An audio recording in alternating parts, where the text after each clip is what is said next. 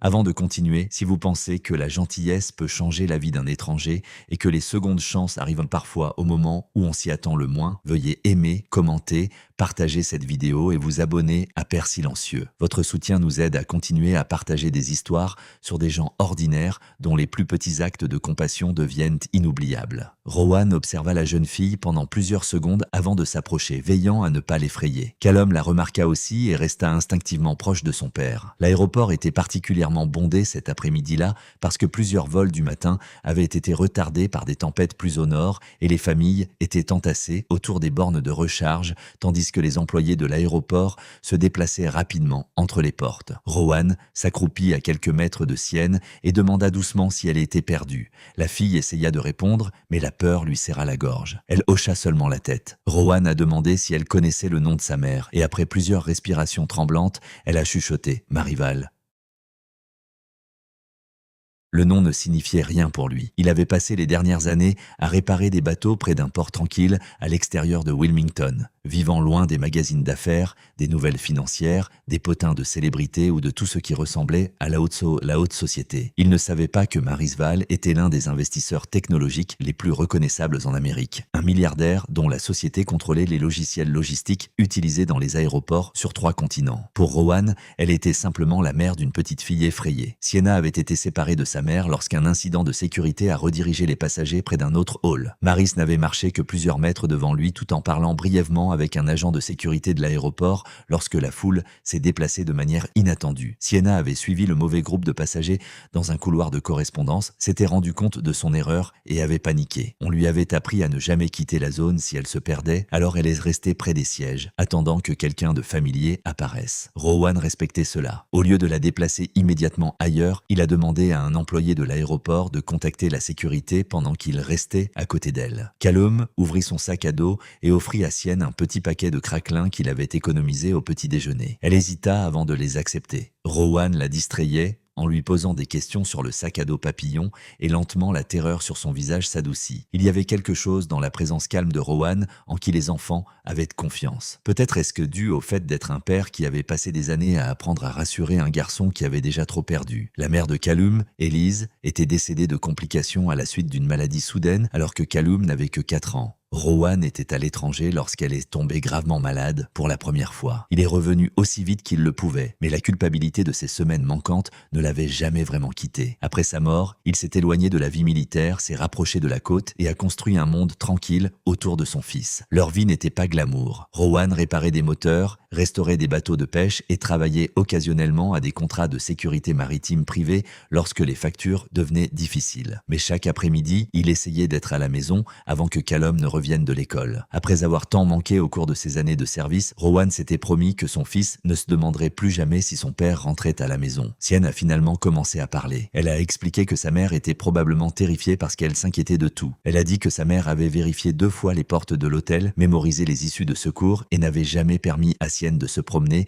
à plus de quelques pas dans des endroits inconnus. Rowan sourit doucement et lui dit que cela signifiait que sa mère l'aimait beaucoup. Ce qu'il ne savait pas, c'est que la peur de Maris n'avait pas toujours existé. Cela avait commencé des années plus tôt, après qu'une personne importante ait disparu de sa vie sans avertissement, laissant derrière elle des questions sans réponse qui ont finalement tout changé sur la façon dont elle aimait et protégeait les gens à travers le terminal. Maris Vale courait. Les gens qui connaissaient Maris professionnellement n'auraient pas reconnu la femme qui courait dans le hall cet après-midi-là. Elle était généralement composée jusqu'à l'intimidation. Quelqu'un qui pouvait négocier des acquisitions d'1 milliard de dollars sans élever la voix. Pourtant, maintenant, ses talons de créateur ont heurté le sol poli de manière inégale alors qu'elle se précipitait derrière 2 agents de sécurité de l'aéroport. Son téléphone est resté inutilement serré dans une main. Son assistante a suivi plusieurs mètres derrière, luttant pour suivre le rythme. Pendant 16 minutes terrifiantes, Maris avait imaginé tout ce qui pouvait arriver à un enfant disparu dans un aéroport international bondé. Lorsque la sécurité a finalement signalé qu'une jeune fille correspondant à la description de Sienna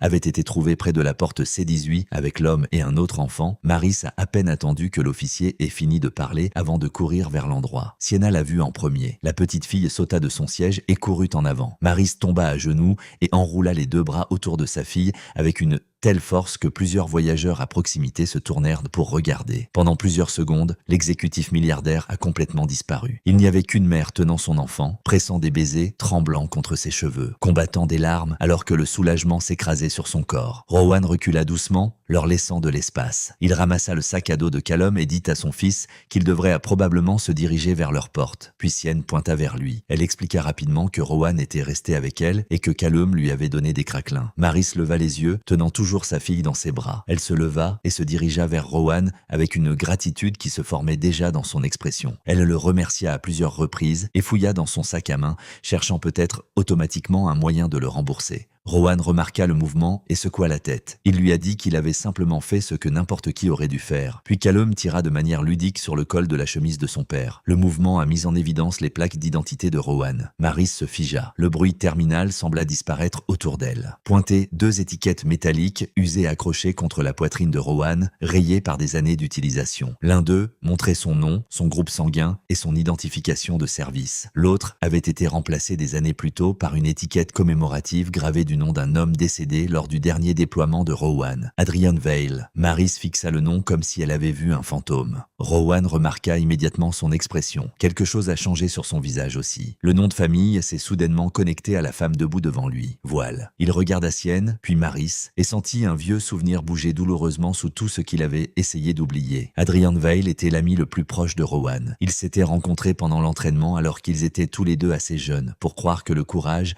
signifiait ne jamais admettre la peur. Adrian était bruyant là où Rowan était calme, optimiste là où Rowan était prudent et presque fâcheusement convaincu que la vie finirait par s'arranger. Pendant les longs déploiements, Adrian parlait constamment de sa sœur aînée, Maris. Il l'a décrite comme brillante, têtue et déterminée à construire quelque chose de plus grand que la famille en difficulté dans laquelle ils avaient grandi. À cette époque, Maris n'était pas riche. Elle travaillait 16 heures par jour d'un bureau loué avec 2 employés et un démarrage de logiciels défaillant. Adrian portait sa première carte de visite dans son portefeuille et se vantait d'elle chaque fois que quelqu'un l'écoutait. Rowan ne l'avait jamais rencontrée, mais il avait entendu son nom des centaines de fois. 9 ans plus tôt, lors d'une opération Rowan, dont on n'avait presque jamais parlé, leur unité avait été prise dans une embuscade alors qu'elle tentait d'évacuer des civils d'une zone qui s'effondrait rapidement. Adrien avait été grièvement blessé, alors qu'il protégeait Rowan et un autre coéquipier. L'hélicoptère d'évacuation est arrivé trop tard pour le sauver. Avant la mort d'Adrian, il a fait promettre à Rowan une chose, que s'il lui arrivait quelque chose, Rowan s'assurerait que sa sœur reçoive une petite boîte en métal contenant ses effets personnels. Rowan avait l'intention de le livrer lui-même, mais quand il est rentré chez lui, sa propre vie s'est effondrée presque immédiatement. Élise luttait déjà contre la maladie qui finirait par la tuer. Rowan a demandé un congé d'urgence, puis l'a prolongé, puis a disparu dans les hôpitaux, les rendez-vous médicaux, les factures, les nuits blanches et la tentative désespérée de tenir ensemble une famille qui lui glissait entre les doigts. Les affaires d'Adrian ont finalement été traitées par des canaux militaires. Rowan croyait que la boîte avait été envoyée avec tout le reste. Maris lui a maintenant dit qu'il n'était jamais arrivé. Ils se sont assis ensemble près d'une fenêtre silencieuse pendant que Callum et Sienna regardèrent les avions rouler sur la piste. Maris a expliqué qu'après la mort d'Adrian, la plupart de ses biens avaient été restitués, mais plusieurs objets personnels manquaient. Pendant des années, elle s'est demandé si quelque chose s'était passé pendant le traitement. Elle avait finalement accepté que tout ce qu'Adrian voulait qu'elle reçoive était probablement parti pour toujours. L'estomac de Rowan se serra parce qu'un souvenir revint soudainement avec une clarté terrible. La boîte ne faisait pas partie des affaires officielles d'Adrian. Adrian l'avait remis directement à Rowan plusieurs semaines avant la mission finale et lui avait dit de le garder en sécurité parce qu'il ne faisait pas confiance à la navigation militaire pour quelque chose d'aussi personnel. Rowan l'avait toujours. Cela faisait 9 ans qu'il était assis dans un vieux casier à pied verrouillé dans son garage qu'il avait oublié. La réalisation le frappa brutalement. Maris a vu la culpabilité sur son visage et l'a d'abord mal comprise, mais Rowan a tout expliqué. Il lui a parlé d'Élise, des mois passés à l'hôpital, de son départ du service, de l'éducation de Callum et des années où la survie avait réduit son monde à une responsabilité à la fois. Il a admis qu'il n'y avait aucune excuse pour oublier la demande d'Adrian, seulement une explication. Maris écoutait tranquillement. Quand il eut fini, elle regarda vers Sienne et le surprit en disant qu'elle comprenait plus qu'il ne le pensait. Le chagrin a réorganisé la mémoire. Parfois, les gens n'oubliaient pas parce que quelque chose importait trop peu. Parfois, ils oubliaient parce que trop de choses douloureuses comptaient à la fois. Leurs vols sont devenus hors de propos. Maris a changé ses plans de voyage. Rowan a changé le sien le lendemain matin. En plein jour, sous un ciel clair de Caroline, Maris et Sienne se tenaient devant la modeste maison côtière de Rowan. Cela ne ressemblait en rien au monde de Maris. Il y avait des vélos près du porche, du matériel de pêche à côté du garage et des pièces de bateau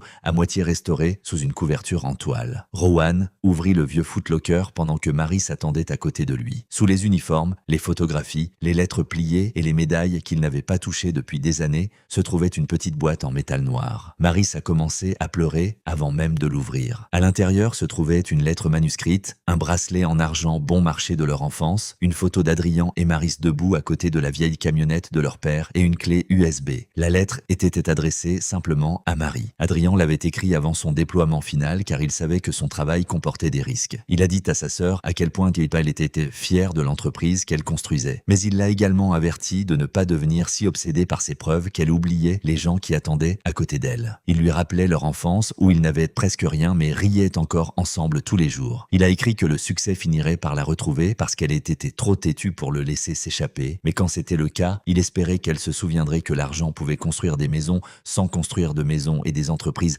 sans construire de familles. Maris couvrait sa bouche en lisant. La clé USB contenait plusieurs courts enregistrements vidéo qu'Adrian avait réalisés pendant le déploiement. Dans l'un d'eux, il plaisantait sur le fait que Rowan était l'homme le plus silencieux du monde. Dans un autre, il a dit que Rowan était le genre de personne en qui il avait confiance pour sa vie. Puis Adrian a regardé directement dans la caméra et a dit quelque chose qui a laissé Rowan et Maris silencieux. Il a dit que si sa sœur rencontrait Rowan, elle devrait savoir qu'il était l'homme qui avait sauvé Adrien plus de fois qu'Adrian ne pouvait en compter, même si Rowan ne l'admettrait probablement jamais. Rowan s'éloigna de l'écran. Pendant des années, il ne s'était souvenu que de la dernière mission, du moment où il n'avait pas pu sauver Adrian. Entendre Adrian le décrire différemment a brisé quelque chose en lui. La culpabilité qu'il avait portée fut soudain confrontée à la voix de l'homme dont la mort l'avait créé. Maris tendit la main de Rowan. Ce jour-là n'a pas effacé le chagrin comme par magie. Il a fait quelque chose de plus crédible. Ça a donné du chagrin quelque part où aller. Et les semaines qui ont suivi, Maris est restée en contact avec Rowan. Au début, leur conversation était centrée sur Adrien. Elle voulait des histoires. Rowan en avait des centaines. Il lui a parlé de jeux de cartes impossibles pendant le déploiement,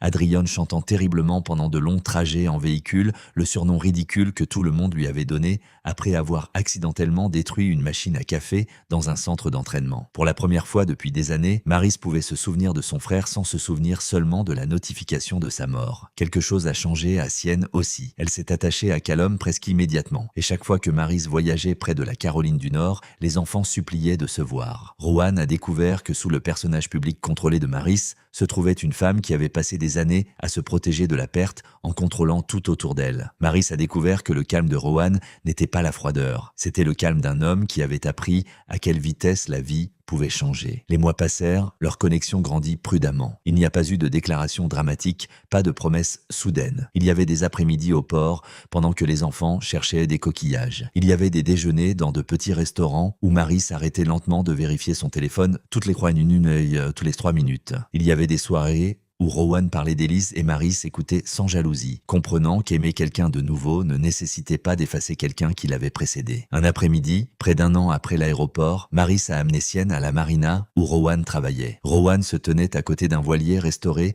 tandis que Callum aidait à polir une balustrade. Sienne courut vers eux en riant. Maris resta plusieurs pas en arrière en les regardant tous les trois ensemble. Rowan portait toujours les plaques d'identité, mais l'étiquette commémorative d'Adrian ne ressemblait plus à une chaîne de poids, à son passé, que je ne ressentais plus comme un pont, que si cette histoire vous touchait le cœur, veuillez prendre un moment pour aimer la vidéo, la partager avec quelqu'un qui croit que la gentillesse compte toujours et abonnez-vous aux histoires de papa et de densité. Parfois, un simple geste pour aider un enfant effrayé, répondre à un étranger, tenir une vieille promesse peut voyager plus loin dans la vie de quelqu'un que nous ne le saurons jamais. Et avant la fin de cette histoire, la gentillesse des commentaires trouve un moyen si vous croyez que les personnes que nous perdons peuvent encore nous guider vers les personnes que nous sommes censés trouver. Des années plus tard, lorsque Sienna était assez âgée pour comprendre l'étrange chaîne d'événements qui avait réuni leur famille, elle a demandé à Rowan ce qui se serait passé s'il était simplement passé devant elle cet après-midi-là à l'aéroport. Rowan regarda Maris, qui se tenait sur le porche en riant avec Callum,